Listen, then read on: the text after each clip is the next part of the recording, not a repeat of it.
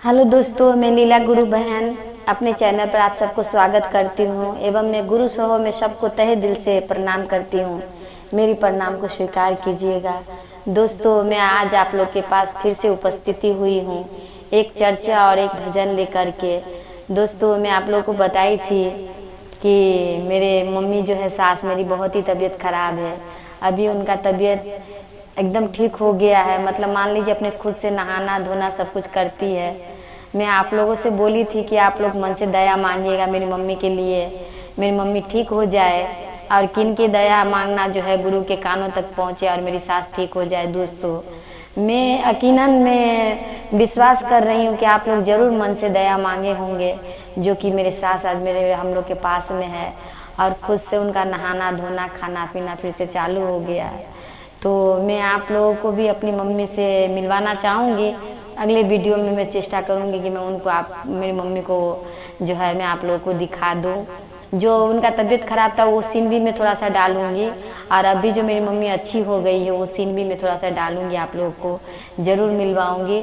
तो आज मैं एक चर्चा भजन आप लोग के पास लेके आई हूँ। चलिए चर्चा की ओर चलते हैं। दोस्तों, एक ब्राह्मण था जो जिनका कि रास्ता के किनारे उनका घर था।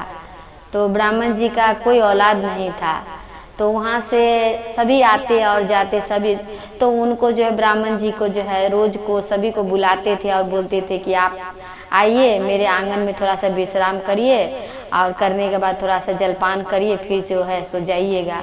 मतलब उनका डेली का रूटीन था, मान लीजिए कि सबको बुलाना, पानी पिलाना, चाय पिलाना, रोज का उनका रूटीन था। या कहिए गुरु के प्रति उनका प्रेम था, स्नेह था। वो सबसे इसी तरह से प्यार करते थे और सबको बुलाकर अपने आंगन में चाय पिलाते बैठाते। दोस्तों, तो इसी तरह से एक दिन जो है सो वहाँ से नारद जी गुजर रहे थे। जब नारद जी गुजर रहे थे तो ब्राह्मण जी उनको भी कहे कि आइए आप मेरे घर में थोड़ा सा विश्राम करिए और करके थोड़ा चाय पानी कर लीजिए, बहुत घनी धूप है तो थोड़ा सा आप आराम कर लीजिए, जब धूप कम जाए तो आप जो है सो चले जाइएगा। तो नारद जी बोले कि ठीक है। तो नारद जी उनके आंगन में गए, चाय पानी किए। तो ब्राह्मण जी से जैसे बात बढ़ते बढ़ते आगे को बात जाता है, तो ब्राह्मण जी से कहते हैं कि क्या आपके कोई संतान नहीं है, मैं किसी को नहीं देख रहा हूँ घर में। तो ब्राह्मण जी कहते हैं कि नहीं है, अभी तक तो महादेव की दया मुझ पे नहीं हुई है, कोई औलाद नहीं है हमें, हम दोनों पति पत्नी ही हैं खाली। तो नारद जी कहते हैं कि कोई बात नहीं है, हम भगवान से प्रे करेंगे और जरूर से जरूर जो है जो आपके घर में जो है सो एक बालक जन्म लेगा। तो बोले कि बहुत अच्छी बात है, अगर ऐसा होता है तो और भी अच्छा है। ऐसा बोलकर जो है नारद जी चले जाते हैं।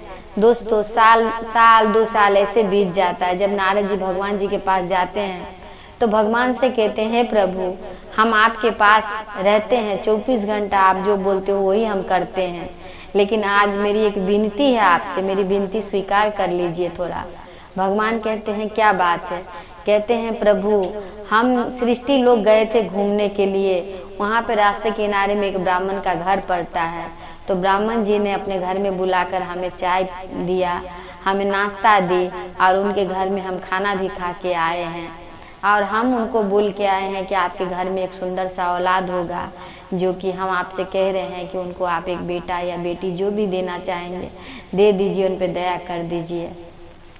तो भगवान कहने लगे कि नारद जी उनकी किस्मत में लिखा नहीं है तो हम कैसे दे दे, ऐसा नहीं हो सकता है, नहीं उनके किस्मत में लिखा।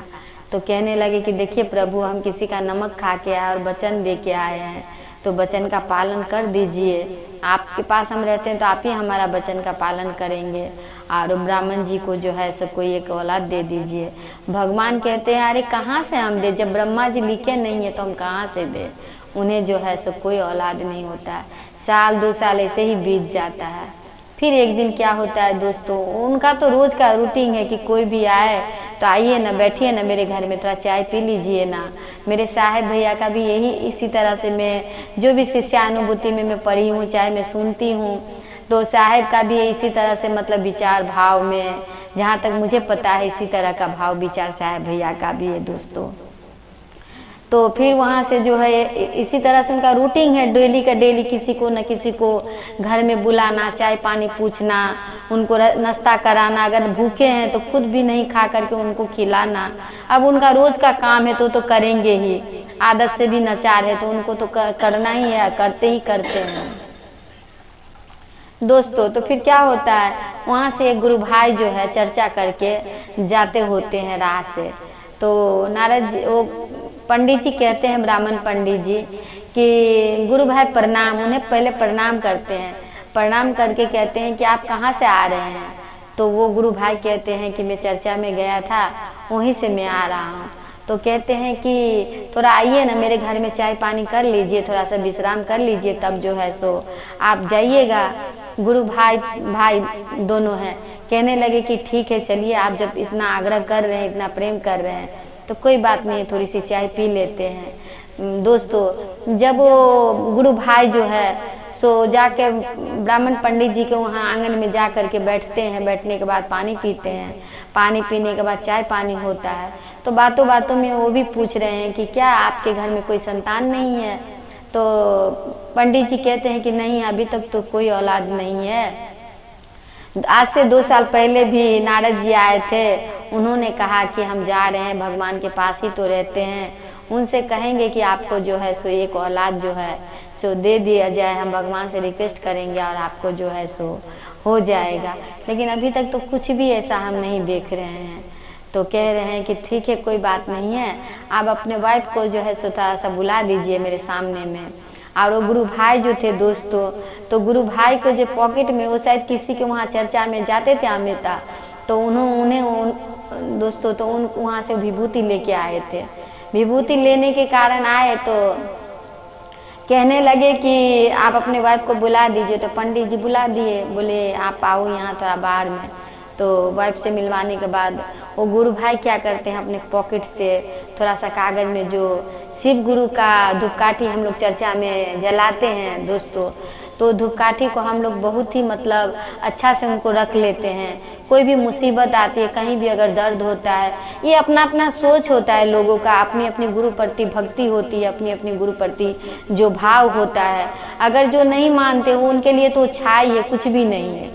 लेकिन दोस्तों हम लोग उसे बहुत मानते हैं। हम लोग मतलब प्रसाद के रूप में उन्हें मान लीजिए कि हम लोग को मुंह में भी अगर कुछ हो तो थोड़ा सा पानी में डाल के हम लोग दया मांग के पी लेते हैं, तो हमारा जो है जो भी तकलीफें हैं वो दूर हो जाती है। खैर ये अपना अपना सोच होता है भगवान के प्रति, गुरु के प्रति। तो हम लोग का सोच ऐसा है महादेव के प्रति, जो हम लोग प्रत्येक चर्चा से थोड़ा करके विभूति लेके आते हैं और अपने घर में जो कोई डब्बा है उसमें रख देते हैं। और जब कोई मुसीबत आती है तो हम उसे इस्तेमाल करते हैं और हमें जो कोई भी तकलीफ होती है तकलीफ से हमें छुटकारा मिल ही जाती है। तो ये हमारी किस्मत का ही या फिर गुरु का, जो भी आप समझ सकते हैं दोस्तों। तो दोस्तों ऐसा होता है कि वो गुरु भाई अपना पॉकेट से विभूति निकाल करके, और गुरु बहन जो थी तो दूर से ही थोड़ा फूंक मारते हैं, जो विभूति जो उनके ऊपर में जा करके जो गिर जाती है। गिरने के बाद गुरु भाई जो है चले जाते हैं और अपने गुरु से कहते हैं कि गुरु मेरा लाज रख लीजिएगा, आज गुरु बहन को कुछ न कुछ आप जो है सो दे दीजिएगा, हम उनके घर में पानी पी के आए हैं। तो अब गुरु का दया देखिए दोस्तों, इतना गुरु का दया है कि साल भर में उन्हें एक बेटा होता है। अब नारद जी क्या होता है, 3 साल बाद फिर से वहाँ नारद जी जो है सो वहाँ से गुजरते हैं। तो फिर उनका तो रोज का रूटीन है गुरु भाई, पंडित गुरु भाई का। फिर से कहते हैं अरे नारद जी आप कितना साल बाद आए हो, आइए मेरे घर में बैठिए, तो स्वागत है आपका, थोड़ा पानी पी लीजिए, थोड़ा नाश्ता पानी कर लीजिए, फिर जाइएगा। नारद जी कह रहे हैं कि कौन सा मुंह से हम आपके घर जाए, हम आपको जो वचन दिए वो वचन तो हम पूरा कर ही नहीं पाए। पंडित जी कहते हैं कोई बात नहीं है, ऐसी कोई बात नहीं है, आज महादेव की दया है, गुरु भाई की कृपा दया है, जो हमारे आंगन में आज एक औलाद है, हमें एक बेटा हुआ है। नारद को तो दोस्तों बहुत ही गुस्सा आता है कि हैं जब किस्मत में लिखा ही नहीं है, ब्रह्मा जी भगवान हमसे कहे कि किस्मत में लिखा ही नहीं है तो हम कहाँ से देंगे। तो आज बिना किस्मत में लिखा ही उन्हें एक औलाद हो गया, ये कैसे हो सकता है।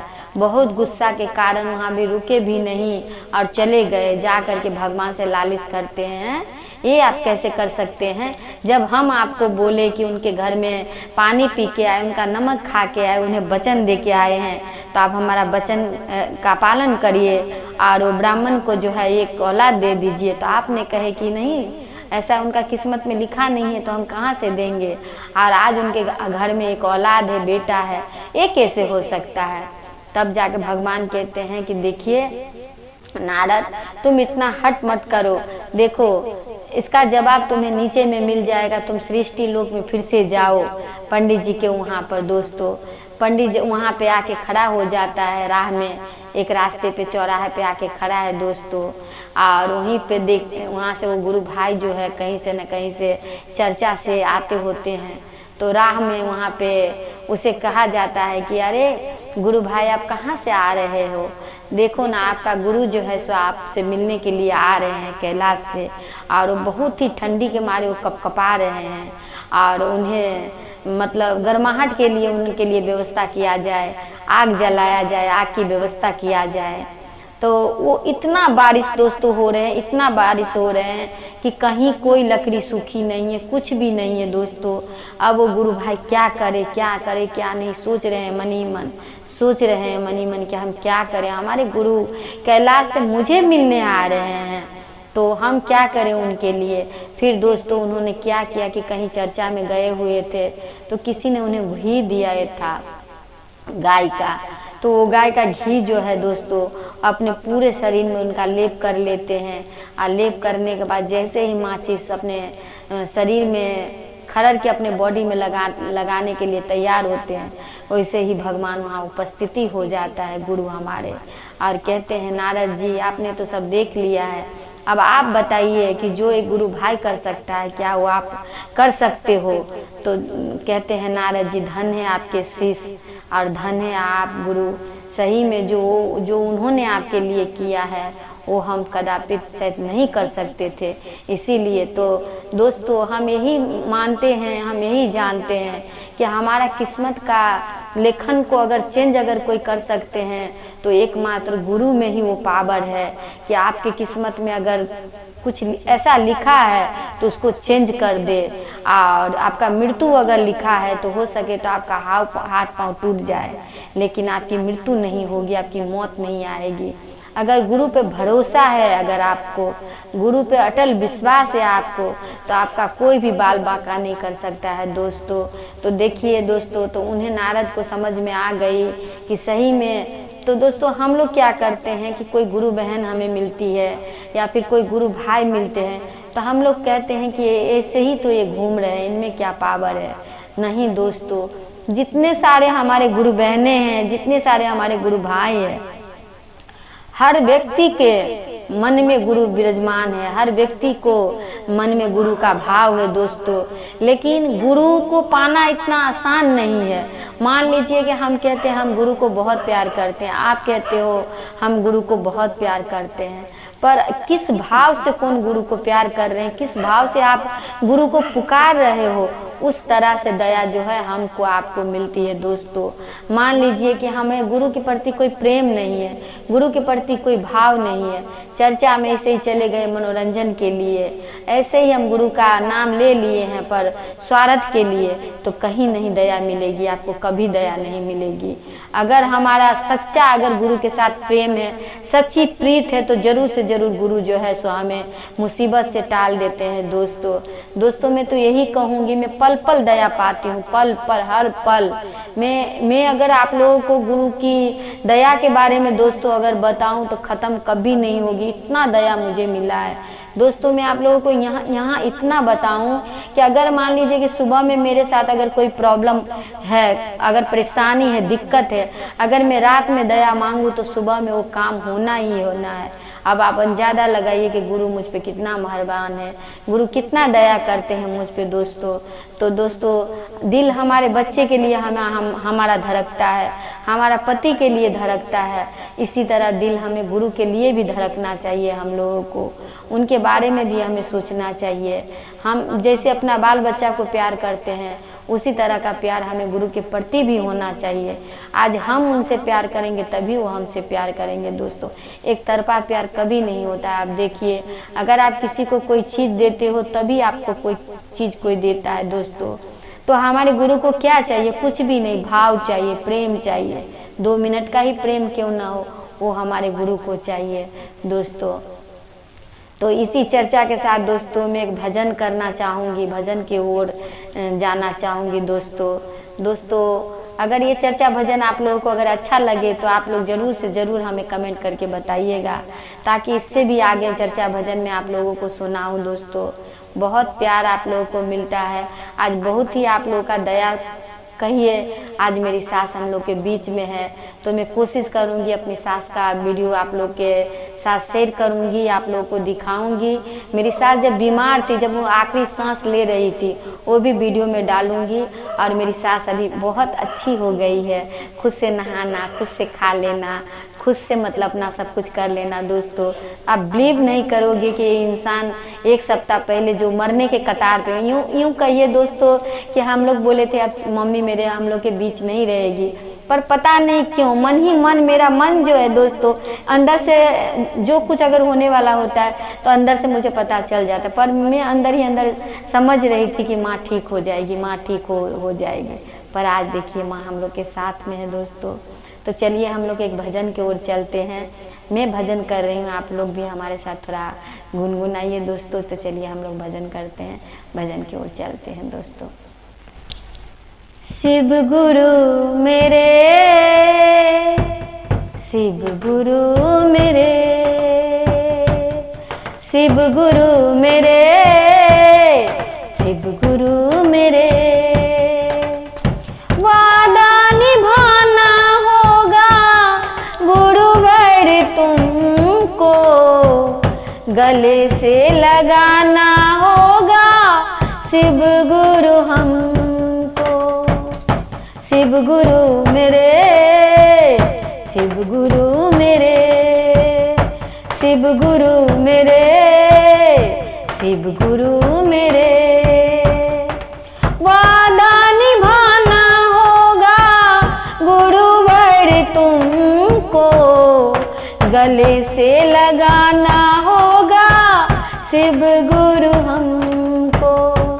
शिव गुरु मेरे, शिव गुरु मेरे, शिव गुरु मेरे, शिव गुरु मेरे, बीच भंवर में मेरी अटकी है नैया, बन जाओ गुरु मेरे आप खेवैया। बीच भंवर में मेरी अटकी है नैया, बन जाओ गुरु मेरे आप खेवैया। नैया तेरे सहारे शिव गुरु मेरे, शिव गुरु मेरे, शिव गुरु मेरे, शिव गुरु मेरे, वादा निभाना होगा गुरुवर तुमको, गले से लगाना होगा गुरुवर हमको। बैठी तेरे सहारे शिव गुरु मेरे, शिव गुरु मेरे, शिव गुरु मेरे, साहिब मेरे। भैया हरिंदर दिए 3 विधि हमको, तीनों विधा से मैंने गुरु माना तुमको। भैया हरिंदर दिए 3 विधि हमको, तीनों विधा से मैंने गुरु माना तुमको। बैठी हाथ पसारे शिव गुरु मेरे, शिव गुरु मेरे, शिव गुरु मेरे, शिव गुरु मेरे। पहली विधा हूँ गुरुवर, तेरे भरोसे हरदम रहती हूँ गुरुवर। पहली विधा में दाया मांगती हूँ गुरुवर, तेरे भरोसे हरदम रहती हूँ गुरुवर। फिर भी काहे भुलाए शिव गुरु मेरे, शिव गुरु मेरे, शिव गुरु मेरे, शिव गुरु मेरे। वादा निभाना होगा गुरुवर तुमको, गले से लगाना होगा गुरुवर हमको। वादा निभाना होगा गुरुवर तुमको, गले से लगाना होगा शिव गुरु हमको। नैया कर दे किनारे शिव गुरु मेरे, शिव गुरु मेरे, शिव गुरु मेरे, शिव गुरु मेरे। दूसरी विधा में चर्चा करती हूँ गुरुवर, दूसरी विधा में चर्चा करती हूँ गुरुवर।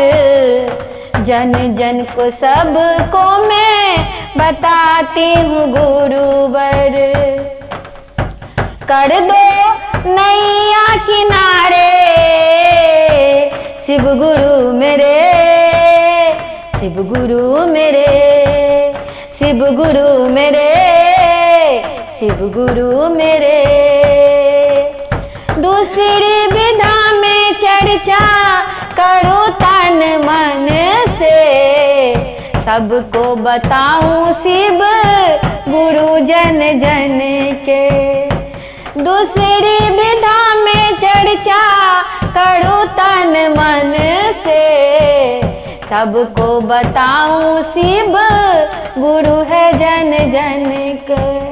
फिर भी काहे भुलाए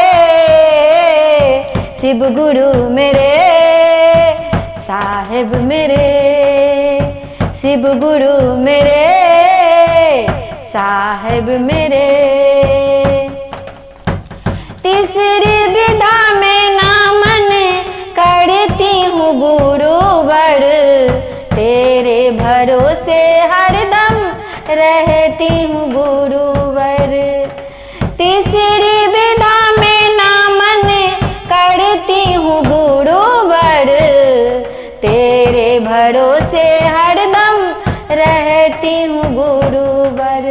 कर दो नैया किनारे शिव गुरु मेरे, शिव गुरु मेरे, शिव गुरु मेरे, शिव गुरु मेरे। बीच भंवर में मेरी अटकी है नैया, बन जाओ गुरुवर आप खेवैया। बीच भंवर में मेरी अटकी है नैया, बन जाओ गुरुवर आप खेवैया। नैया कर दे किनारे शिव गुरु मेरे, शिव गुरु मेरे, शिव गुरु मेरे, साहिब मेरे। दोस्तों, मैं गुरु सहो सबको फिर से प्रणाम करती हूँ और आशा करती हूँ कि चर्चा भजन आप लोगों को अच्छा लगा होगा। अगर अच्छा लगा हो तो आप लोग जरूर बताइएगा। दोस्तों, मैं फिर से प्रणाम करती हूँ तहे दिल से सभी गुरु भाई गुरु बहनों को। गुरु समेत।